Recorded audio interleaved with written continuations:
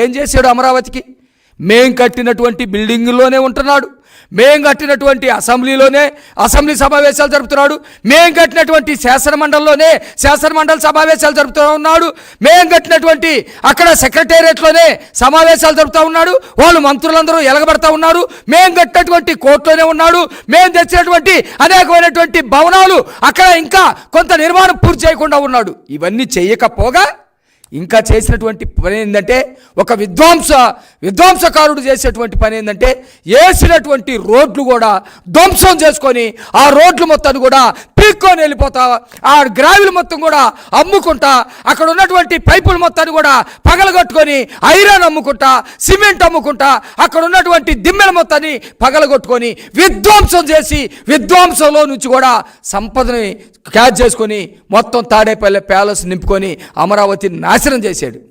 అయితే చంద్రబాబు నాయుడు గారు నిర్మించినటువంటి అమరావతిని ఈ 930 కోట్లు ఏదైతే ఉందో, ఈ 1000 కోట్లు ఏదైతే ఉందో ఖర్చు పెట్టి కనుక ఉంటే, అక్కడ ఇబ్బంది పెట్టకుండా ఉంటే అమరావతికి ఇప్పటికే అనేకమైనటువంటి పరిశ్రమలు వచ్చి ఉండేవి.